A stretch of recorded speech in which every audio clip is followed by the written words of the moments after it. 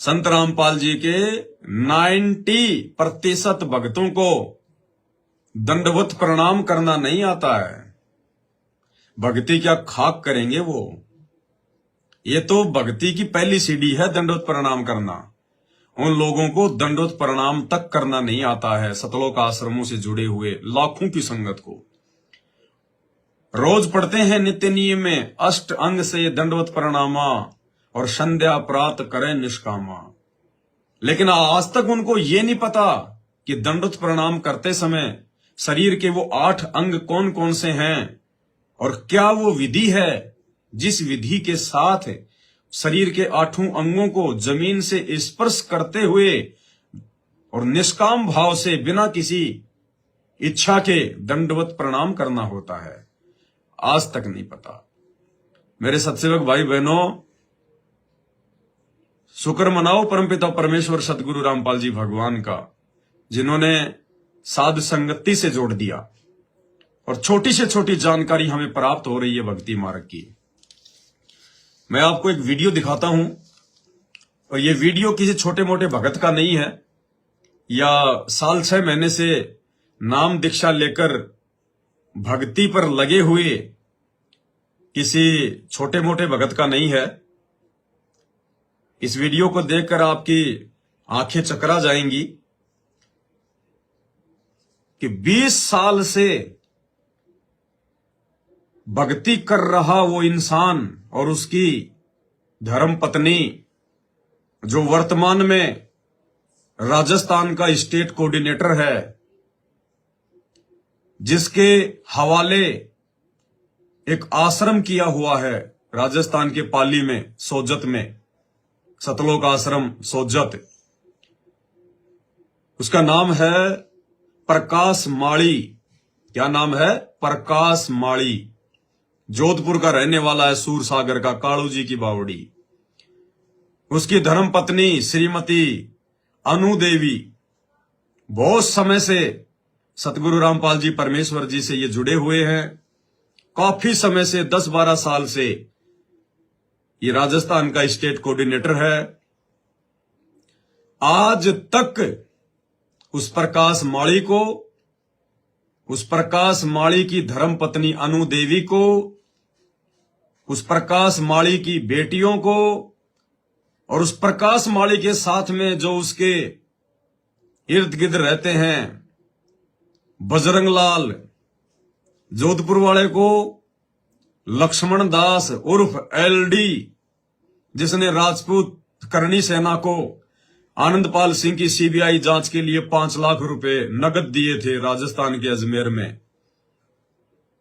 और उस आश्रम की जो टीम है, कम से कम 150 आदमी, किसी को भी आज 20 साल हो गई दंडवत प्रणाम तक करना नहीं आता है। दंडवत प्रणाम तक करना नहीं आता है। हाल ही राजस्थान के उसी सोजत आश्रम में पाठ प्रकाश का कोई प्रोग्राम था। उन्होंने एक वीडियो बनाकर डाला है। वो वीडियो मैंने देखा, मुझे बड़ा आश्चर्य हुआ और तुरंत मैंने अपने परमपिता परमेश्वर सतगुरु रामपाल जी भगवान का धन्यवाद किया और मैंने कहा कि हे परमपिता परमात्मा, आपने कैसे हमारे ऊपर इतनी बड़ी मेहर कर दी मेरे मालिक। हम सत्सेवक आओ के बच्चे, कोई 6 महीने से जुड़ा है, कोई 1 साल से जुड़ा है, किसी ने संकल्प नाम दीक्षा ले रखी है, कोई 5 साल से जुड़ा है।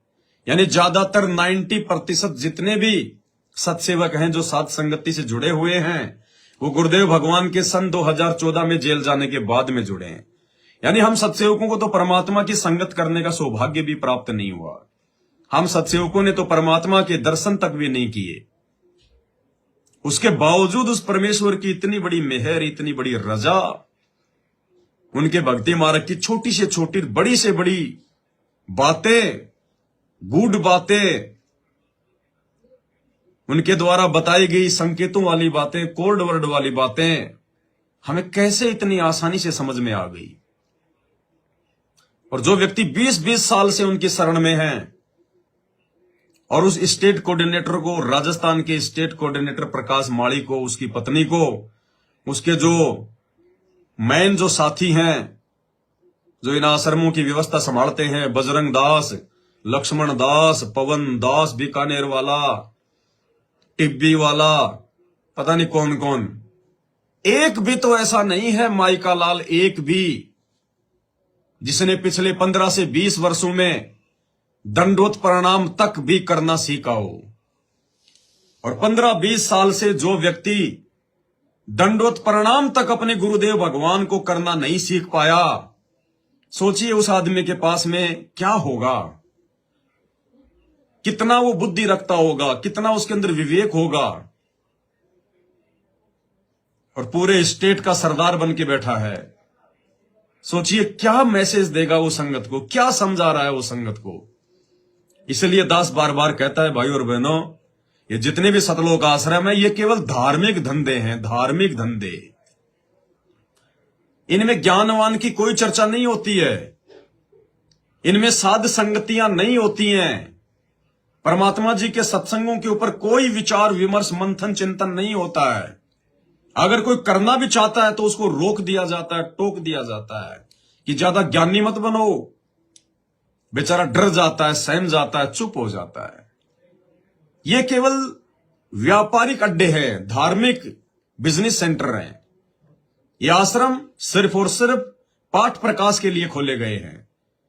पाठ प्रकाश कराओ, 11-11 हजार रुपए दो, ज्योति कराओ, खुला दान करो, भंडारा करो और सेम दिन वापस भग जाओ।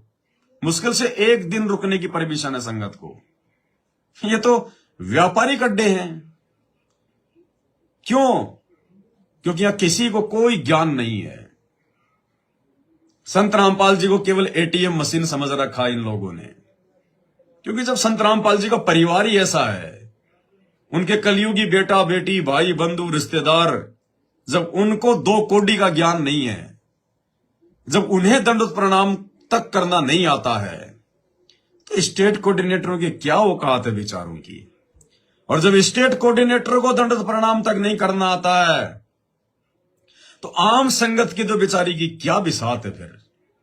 इसलिए दास बार बार कहता है कि साध संगति से जुड़ी हुई जो आत्माएं हैं वो परमात्मा की वीवीआईपी आत्माएं हैं, वीवीआईपी।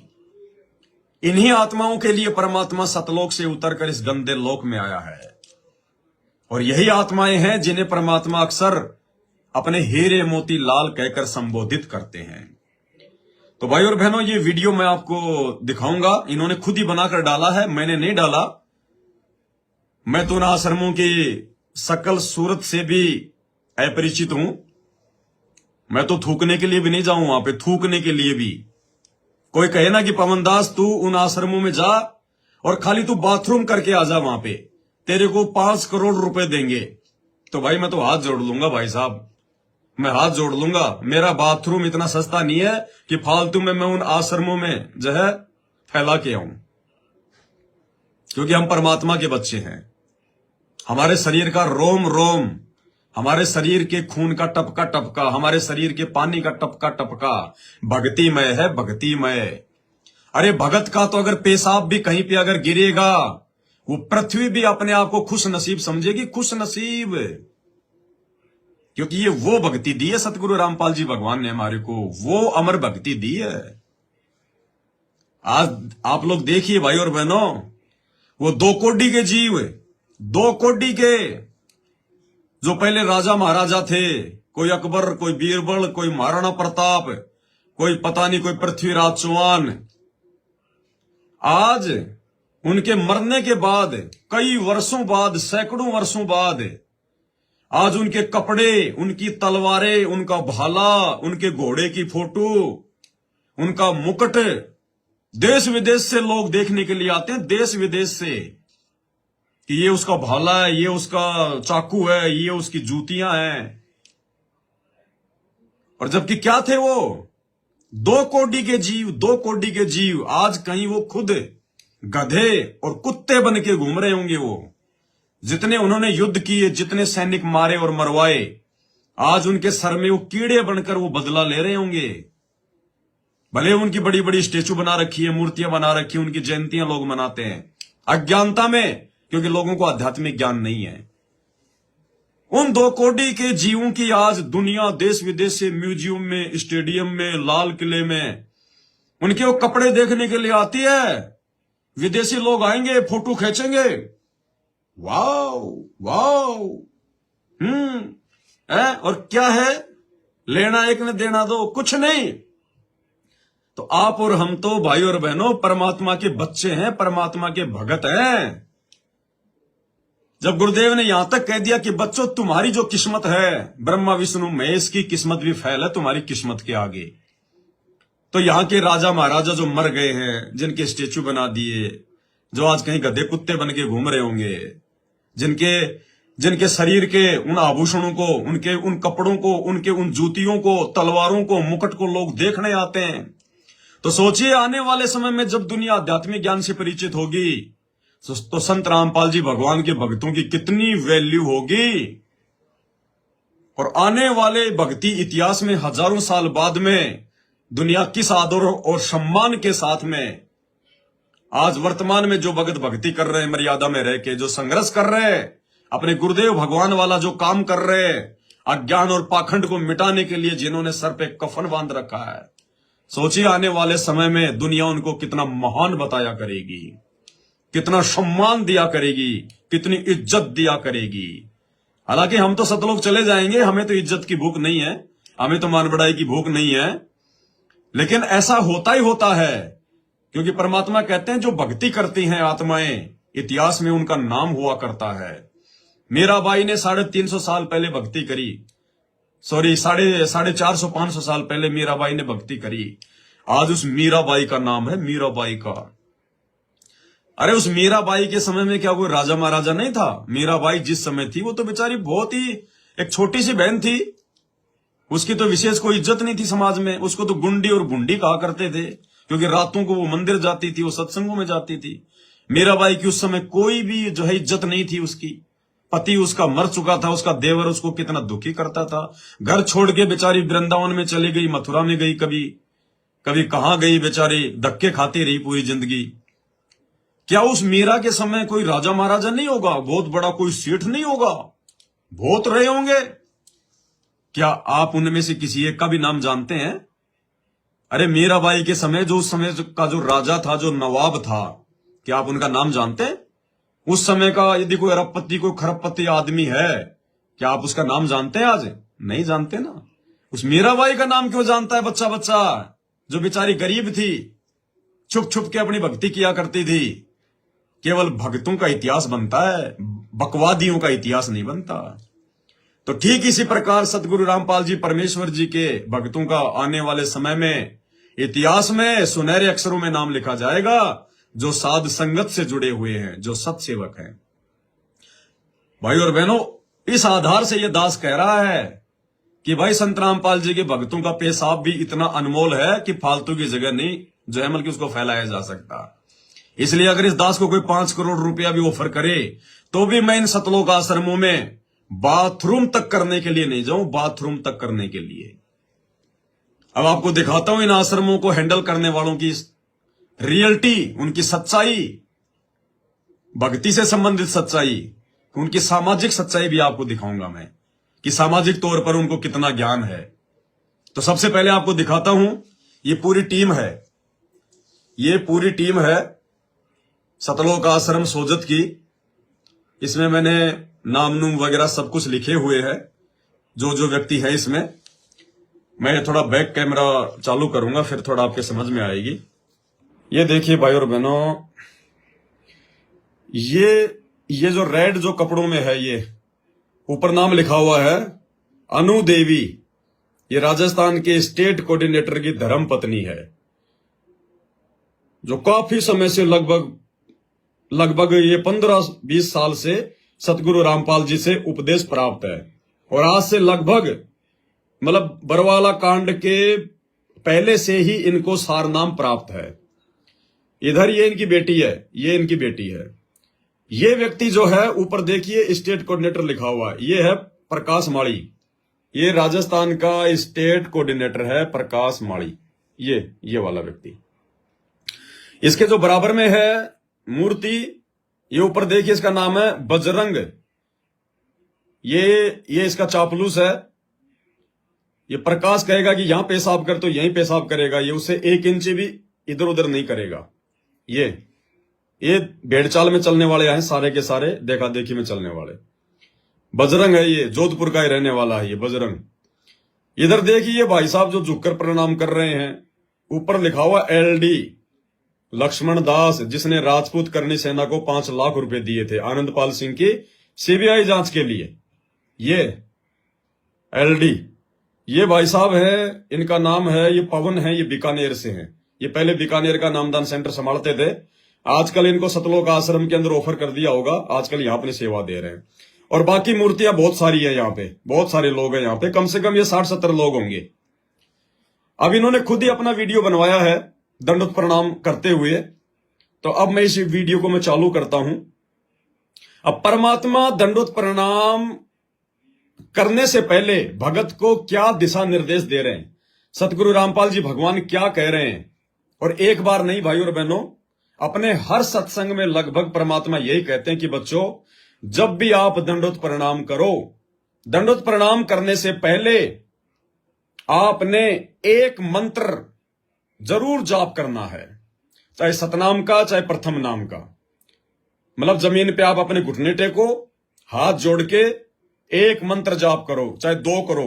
उसके बाद सामने आपके गुरुदेव भगवान की जो फोटो है आप उनके दर्शन करो, उसके बाद में आप दंडवत प्रणाम करो, ठीक है। उसके बाद में आप देखना इन तमाम लोगों को, अभी सबसे पहले वीडियो चलेगा जिसमें सतगुरु रामपाल जी भगवान आपको बताएंगे कि दंडवत प्रणाम करने से पहले सबने एक मंत्र जाप करना होता है, जल्दबाजी नहीं करनी होती है, भैंस की तरह टूट के नहीं गिरना होता है। जैसे भैंस गिरती है चारे के ऊपर, आराम से करो, शांति से करो। उसके बाद फिर ये पूरी की पूरी टीम ये दंडवत प्रणाम करेगी। मैंने 3-4 बार इसको रिप्ले किया है, आप ध्यान से देखना। ये खड़े हैं और कैसे नीचे गिरेंगे, धड़ाम धड़ाम धड़ाम धड़ाम सारे, जैसे भैंस किसी हरे हरे चारे को देखकर टूट के पड़ती है ना, ऐसे देखना सारे के सारे। एक भी तो व्यक्ति इनमें से ऐसा नहीं है पूरी टीम में से जो कि कम से कम घुटने टेक कर पहले कोई मंत्र जाप भाई जिसने जो है किया हो। एक भी माई का लाल नहीं है, एक भी। पहले आप देखिएगा ये वीडियो ध्यान से, मैं इसको प्ले कर रहा हूं। दंडवत करते समय एक सतनाम का सुमरण अवश्य करना होता है। 1 सेकंड, ये 10 सेकंड मुश्किल से लगती है। श्वास ओ श्वास का सिमरण करे प्रणाम करते समय। अब आप देखना इस पूरी टीम को, अब ये दंडवत प्रणाम करेंगे। मैंने 3-4 बार उसको काट काट के सेट किया है ताकि आप लोगों को अच्छे से आ जाए समझ में। ये आपको रियलिटी दिखा रहा हूं भाई और बहनों, आप लोग सोचने पर मजबूर हो जाओगे। ये देखिएगा, देखना भाई। देव की जय। देखिए, बंदी छोड़ कबीर परमेश्वर जी की जय। बंदी देव की जय। दोबारा देखिएगा, बंदी छोड़ कबीर परमेश्वर जी की जय। बंदी देव की जय। ये तीसरी बार देखिएगा, बंदी छोड़ कबीर परमेश्वर जी की जय। बंदी देव की जय। चौथी बार देखिए फिर से, बंदी छोड़ कबीर परमेश्वर जी की जय। बंदी छोड़ गरीबदास जी महाराज जी की जय। स्वामी राम देवानंद जी गुरु महाराज जी की जय हो।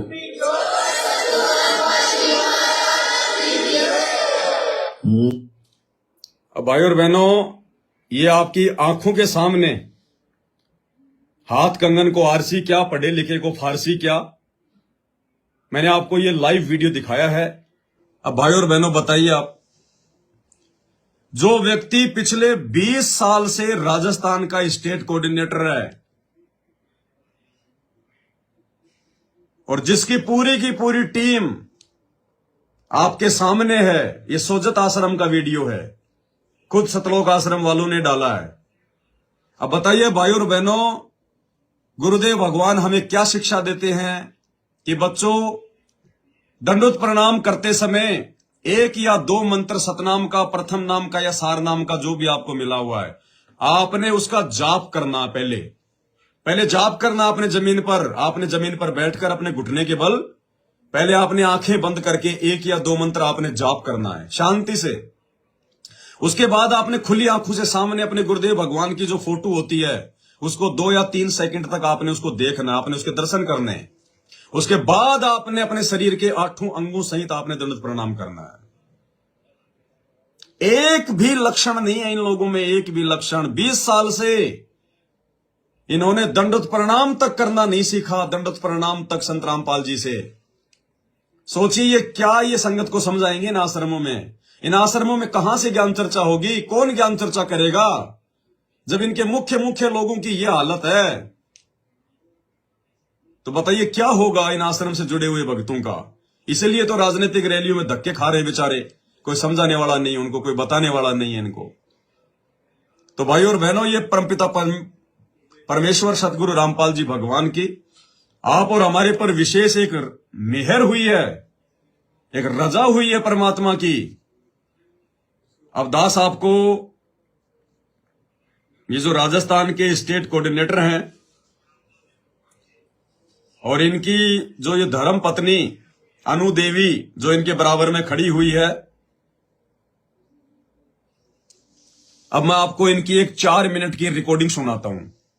राजस्थान के स्टेट कोऑर्डिनेटर की धर्म पत्नी अनु देवी, और राजस्थान के भगत अच्छे से जानते होंगे राजस्थान के भगत कि ये जो प्रकाश माड़ी जो राजस्थान का स्टेट कोऑर्डिनेटर है, इसकी नहीं चलती है, इसकी बिल्कुल नहीं चलती बेचारे की। ये तो उस महिला सरपंच की तरह है कि जैसे सरकार कभी कभार महिलाओं की सीट निकाल देती है प्रधानी में या सरपंची में, तो किसी औरत को खड़ा कर दिया जाता है, वो बेचारी अनपढ़ सी होती है, उसको प्रधानी के चुनाव में, सरपंच के चुनाव में खड़ा कर दिया जाता है और वो जीत जाती है। लेकिन जीतने के बाद में सारे काम कौन करता है? उसका पति। वो बेचारी खाली नाम की सरपंच होती है, श्रीमती बिमला देवी। बाकी सारे काम उसका पति करेगा, मोहर भी वही लगाएगा। तो ठीक इसी प्रकार भाई और बहनों, ये जो प्रकाश माड़ी है ये खाली नाम का स्टेट कोऑर्डिनेटर, खाली नाम का, बाकी सारा काम इसकी धर्मपत्नी अनु देवी संभालती है। अब इन सब की यह हालत है। अब ये जो ये अनु देवी है, अब मैं आपको इसका एक चरित्र की, इसके चरित्र की मैं एक झलक दिखा देता हूं। सारनामी अनु देवी, सार शब्द भी इसको जो है मिला हुआ है, सार शब्द भी ले लिया अब तो इसने रोहतक से है, सौर शब्द सारे नाम ले लिए। बताओ, ये तो बिल्कुल सतलोक की जहाज में बैठने के लायक हो चुकी है। मतलब टिकट मिलने की देरी है, पंख आ गए इसके, बस टिकट मिली नहीं और ये पंख फैला के उड़ी नहीं सतलोक के लिए। ठीक है, अब मैं आपको इसका चरित्र दिखाता हूं, इसका चरित्र दिखाता हूं। राजस्थान से हमारे एक भगत जी हैं, मुकेश दास जी, और जो नए नए भगत भाई बहन जुड़े हैं इन आश्रमों से, नामदान सेंटरों से, उनको नहीं पता इन्होंने कितने कितने कुकर्म किए हैं परमात्मा के जेल जाने के बाद। एक समय इन लोगों ने संत रामपाल जी के भक्तों से फार्म भरवा लिए राष्ट्रपति के नाम पर कि भारत के राष्ट्रपति जी, हम संत रामपाल जी के भगत आत्महत्या करने के लिए आपसे अनुमति चाहते हैं। बताइए, आत्महत्या करने के इन्होंने फार्म भरवा लिए भक्तों से कि भक्तों फार्म भर दो, हम राष्ट्रपति से अनुमति लेंगे आत्महत्या करने की।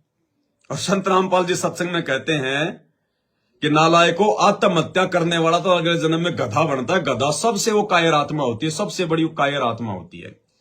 और इनको भगवान मिल गया, इनको नाम मिल गया, भक्ति मिल गई, फिर भी देखो ये काल प्रेरणा से आत्महत्या करने के लिए राष्ट्रपति से अनुमति मांग रहे थे। तो इन्होंने संगत में एक बहुत बड़ी मुहिम चलाई। पहले तो इन्होंने राष्ट्रपति के नाम पर संगत से जो है चिट्ठियां लिखवाई, लगभग 20-30 लाख लेटर संगत को इन्होंने आदेश कर दिया कि ये है एड्रेस, और राष्ट्रपति के नाम पे सभी इन्होंने एक फार्म बना के दे दिया।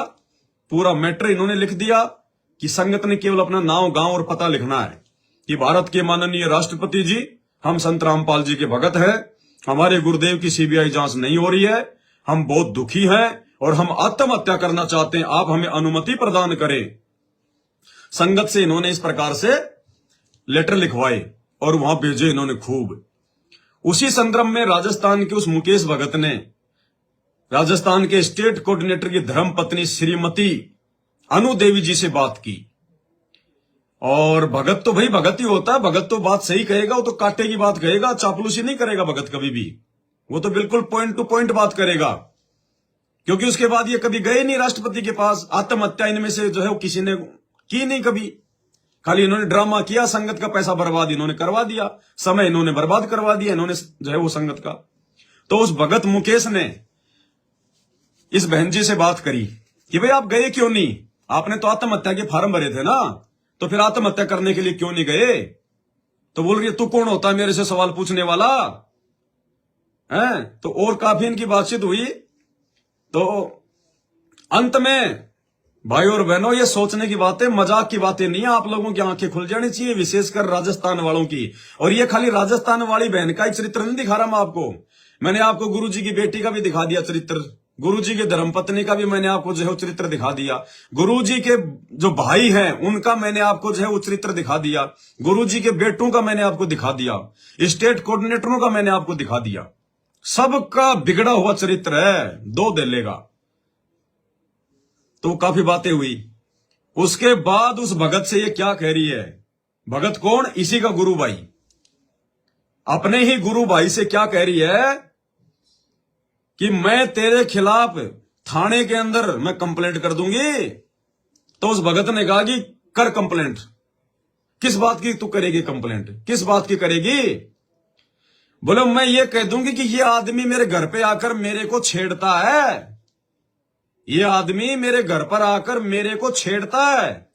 यानी वो भगत बेचारा बात कर रहा था जयपुर से, और ये बहन जी बैठी थी जोधपुर में। जयपुर से जोधपुर की दूरी लगभग 400 किलोमीटर है। तो ये स्टेट कोऑर्डिनेटर की धर्मपत्नी, सार नाम प्राप्त, सार शब्द प्राप्त है, राजस्थान की संगत की माता बहनों को समझाने वाली, शिक्षा देने वाली, क्या शिक्षा देती होगी अभी ये कह रही है कि मैं तेरे खिलाफ कंप्लेंट कर दूंगी कि तू मेरे घर पे आके मेरे को छेड़ता है। छेड़ने का मतलब आप जानते हैं ना, छेड़ने का मतलब तो आप जानते होंगे कि भाई वो छेड़ा क्यों जाता है? और किसको छेड़ा जाता होगा कि ये मेरे को घर पे आके छेड़ता है, और पड़ोसियों से मैं गवाही दिलवा दूंगी।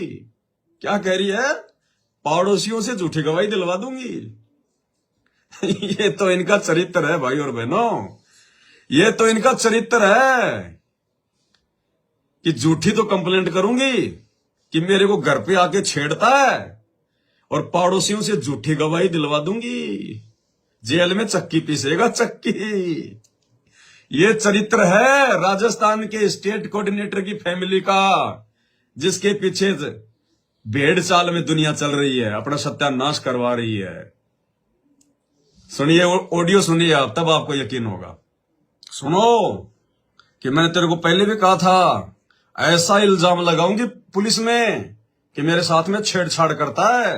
सुनिए, तो सुन, जैसे गुरुद्वारों का नहीं ले रखा मैंने, क्यों बकवास करने वालों का। क्यों क्या तो अगर तुमने मेरी बात सुनो, आप लोगों ने तो ले रखा अंठे का, आप तो भर दिया, आपने भर दिया ना फॉर्म। सुनो, मैंने तो फिर घर क्यों बैठे हो आप? सतलोक नहीं जाना है क्या आपको? मेरी तू लेके जाएगा सतलोक? आपके मोहन बगोड़े लेके जाएगा, मोहन बगोड़े ने बताया ना आपको स्कीम।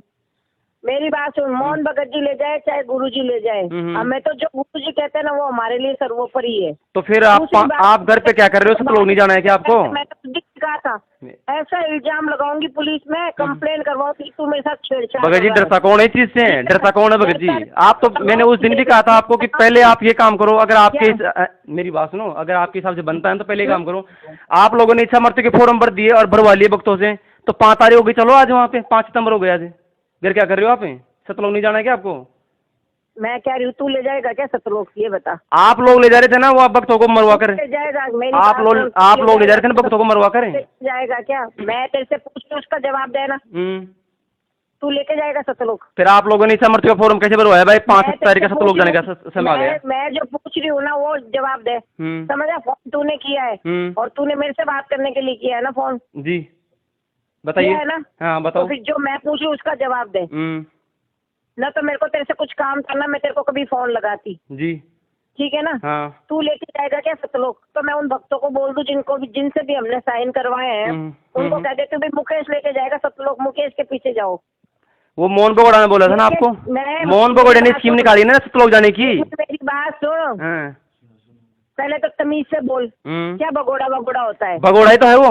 भगोड़ा तू, भगोड़ा पवन, तुम क्यों नहीं आते सामने? कहाँ बताओ, कहाँ बुलाना है बताओ हम भाई। कहाँ बुलाना है? जब बताओ। बुलाना होगा ना, बुलाना है बताओ कहाँ। आपके घर पे आए पहले, अब बुलाओ कहाँ आना है, अब आ जाए। क्या? भगोड़े नहीं है, भगोड़े नहीं है। बुलाती हूँ मैं तुम्हें, एक मिनट रुको, बुलाती हूँ मैं तुम्हें, फिर देखती हूँ तुम भगोड़े हो या तुम क्या हो, ठीक है? बोलो। और मैं पहले और लास्ट बार कह रही हूँ, आइंदा से मेरे फोन पे फोन कर दिया तो तेरी मैं करती हूँ कंप्लेन पुलिस में। किस चीज की कंप्लेन? मैं पहले बोला हूँ, आप मेरी कंप्लेन पहले करो। आप मेरी बात सुनो, पहले करो। हम चाहते हैं ये, हम चाहते हैं कि आप हमारी कंप्लेन करो।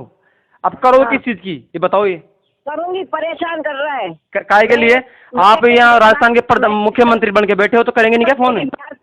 मेरी बात सुनो, राजस्थान के दिशा निर्देश देने वाले आप हो, तो करेंगे ना आपको तो फोन है। आप हेड हो यहाँ के। हाँ।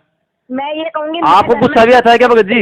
गुस्सा भी आता है क्या आपको? फोन करके परेशान करता है, घर पे आके दुखी करता है, मोहल्ले वालों से गवाही दिलवा दूंगी। ओहो, देख लेना। यानी कि आप बहुत सच्चे भगत हो ना? हाँ, सच्चाई आपके अच्छी गदर से आ रही है मुंह से निकल के। ऐसे कंप्लेन करूंगी तेरी तो रोज। मोहल्ले वालों से गवाही दिलवा दूंगी कि यहाँ आके मेरे को छेड़ करता है, परेशान करता है। सुनो, मोहल्ले वालों से गवाही दिलवा दूंगी। ध्यान से सुनना। तो करेंगे ना आपको तो फोन है। आप हेड हो यहाँ के। मैं ये कहूंगी, आपको गुस्सा भी आता है क्या भगत जी? गुस्सा भी आता है क्या आपको? फोन करके परेशान करता है, घर पे आके दुखी करता है, मोहल्ले वालों से गवाही दिलवा दूंगी। ओहो, देख लेना। यानी कि आप बहुत सच्चे भगत हो ना? हाँ, सच्चाई आपके अच्छी गदर से आ रही है मुंह से निकल के। ऐसे कंप्लेन करूंगी तेरी तो रोता रहेगा जेल में। कोई बात, कोई फर्क नहीं पड़ता। मेरी बात सुनो, आप जैसे झूठे लोग है ना, इनसे कोई फर्क नहीं पड़ता हमारे, ठीक है ना? आप लोग झूठ पाखंड को बढ़ावा दे रहे हो, भक्तों को मरवाने का। तो भाई बहनों, ये है इनका ये चरित्र, ये है इनका चरित्र।